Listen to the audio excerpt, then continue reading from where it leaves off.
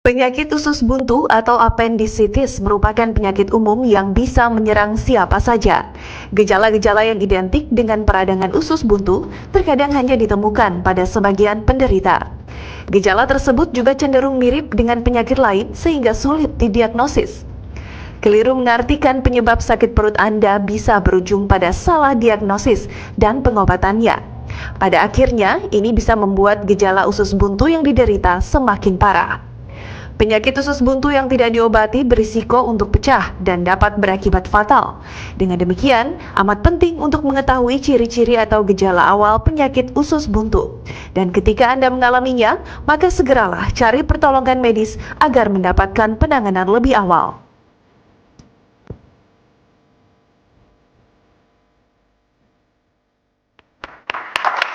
Kembali lagi bersama kami di acara Ayo Hidup Sehat. Nah, tadi sempat ya Mbak Angel sempat cerita kalau abis makan rujak terus sempat sakit perut ya. Sempat perih karena memang nggak makan dulu yang lain gitu kan. Kadang-kadang kan kalau cewek kalau lihat rujak langsung yang pedas-pedas dok, langsung pengennya wah langsung perutku langsung perih gitu. Itu kenapa sih dok biasanya tuh pengaruhnya? Apa karena pedasnya? Apa karena memang ada kandungan apa di dalam cabai itu gitu? Iya, jadi sekarang tergantung temennya cabai itu apa. Kadang-kadang kan kita tuh cabai itu asam dengan pedes ya. Jadi kadang-kadang juga dicampur cuka misalnya. Ini yang jadi masalah nih. Jadi bisa saja mungkin belum tentu komponen cabainya yang membuat kita merasa perih atau nyeri, tapi bisa juga karena memang dari asamnya itu cukanya itu tadi. Bisa juga karena buah-buahannya itu ya. Nah, buah-buahannya sendiri gitu loh. Jadi nggak bisa juga belum tentu cabenya. Tapi sekarang kita mesti bilang dulu. Sekarang kita ini punya masalah nggak sih dengan lambung kita sebelumnya? Punya masalah nggak sih dengan mah kita sebelumnya gitu ya? Nah, kalau memang dalam keadaan kondisi akut, ya tentu kalau kita kasih yang pedas-pedas, asam-asam pasti kambuh. Nah, tapi kalau misalnya kita artinya memang oke lah nih lagi tenang-tenang aja aman-aman nggak ada masalah tapi tetap jangan berlebih-lebihan itu kuncinya. Jadi bukan karena cabai aja ya, jadi banyak faktor yang bisa bikin orang tuh jadi kayak perih di dari perut komponen atau apa. makanannya sendiri misalnya. Nah, betul. Nah, Angel, ini Dokter Ari udah punya gambar-gambarnya. Bagaimana caranya kita mengenali berbagai macam nyeri perut? Ayo Dokter Ari, kemana saya ke LED. Nah, di sini ada yang dibilang bahwa katanya orang nyeri perut segala macam, belum tentu dia tahu bahwa ini adalah usus buntu. Padahal ini harus dikenali, Dokter Ari. Bagaimana ciri-ciri usus buntu? Masyarakat perlu tahu mengenai. Iya, jadi pertama begini. Pertama kita mesti tahu dulu bahwa nyeri perut itu tidak selalu karena usus buntu. Memang sih kadang-kadang pasien itu datang, dok saya yang paling ditakutin apa sih dari seorang kalau nyeri itu pasti usus buntu gitu loh. Kenapa? Karena dia berpikir nanti pecah, nanti bahaya lah udah gitu ya.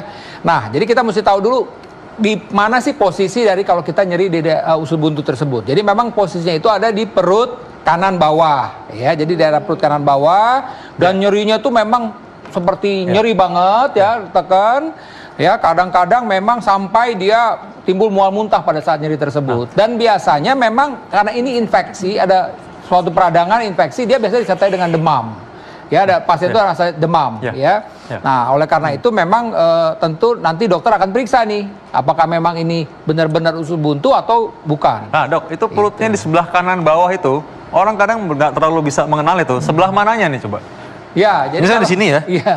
Coba di sini ya, dok ya? Ya, jadi daerah ini kan daerah, jadi ini ya, pokoknya ini pusar ya kan, pusar. Kemudian kita ambil ke daerah tulang panggul kita. Ini adanya di sepertiga, jadi sepertiga bagian pinggir dari ini kita di dekat tulang panggul ini. Ya, ini ada kalau ini ada kita bilang apa namanya umbilikus ya. Jadi kemudian ini sampai di sini ada yang namanya tulang sias, itu daerah sias itu ambil sepertiga bagian sisi lateralnya begitu, sisi pinggirnya. Jadi lokasinya seperti begitu. Dan jadi pasien itu merasa nyeri begini. Sekali, kalau memang dia sakit, dia jalan akan pegang-pegang seperti begini gitu loh. Nah, karena dia bergerak aja sudah memicu sakit. Ya, dia sakit. Kemudian ya tadi nih biasanya juga timbul bisa demam tinggi tadi. Demam tinggi. Ada faktor demam. Ciri-ciri khas orang infeksi misalnya ya, gitu betul, ya. Dia infeksi ada pada pasien tersebut. Jadi tapi sekali lagi begini, itu ke pasien itu memang harus ke dokter, ya kan? Artinya dokter lah nanti akan menentukan, oh ini memang sesuai dengan gejala usus buntu. Karena dengan pemeriksaan dokter akan bisa memastikan, ya secara kasar aja misalnya. Tapi kadang-kadang memang nyerinya itu nggak terlalu khas kadang-kadang. Nah biasanya dokter dengan pemeriksaan laboratorium misalnya dipastikan, oh ternyata sel darah putihnya tinggi gitu loh. Ternyata sel darah putihnya tinggi. Nah, oleh karena itu kembali lagi tadi memang harus ke dokter dan dokter yang akan memastikan apakah ini memang usus buntu atau tidak. Karena di sini juga ada organ yang lain. Misalnya organ untuk wanita, ada organ kewanitaan di sini. Ya, bahkan itu kalau kita artinya seorang dokter bahwa ini berpikir usus buntu, ini pada usia wanita muda baru menikah segala macam juga harus pikirkan jangan-jangan ini misalnya suatu kehamilan di luar kandungan. Itu gejala juga sama seperti begitu. Nyeri hebat sampai shock misalnya, nah seperti itu. Nah dok, karena tadi ngomong soal tadi pada perempuan begitu, Angel udah mulai kayak takut tadi barusan. Ada mau nanya apa nih? Udah penasaran. Dok, gini, kejadian kepada manajer saya namanya Bella tuh. Dia pernah ya dok ya, waktu itu kan dia sakit tuh. Tiba-tiba dia bilang, aduh sakit perut saya gitu. Nah saya bingung dong karena dipegangnya di sini gitu.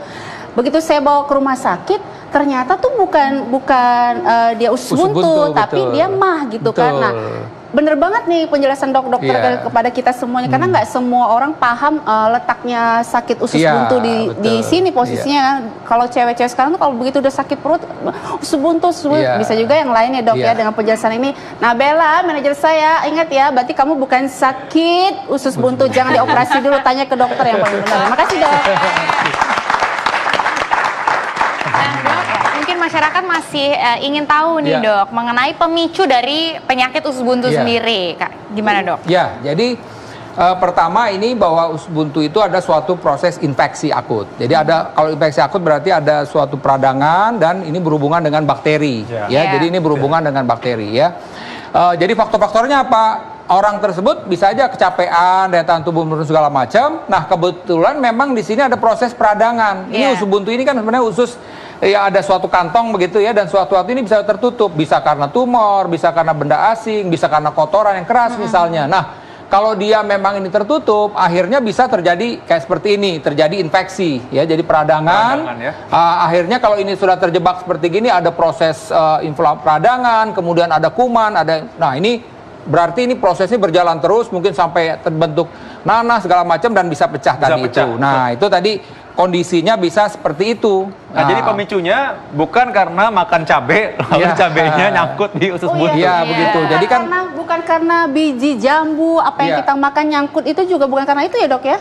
Multifaktor, bisa saja sih, tapi bukan baru langsung makan nutup langsung itu bisa. Ini ada suatu proses peradangan, jadi blocking memang tertutup, tapi bisa macam-macam, tumor juga bisa, kotoran yang keras pun juga bisa. Makanya dianjurkan juga usahakan jangan sampai buang air besar kita tuh keras.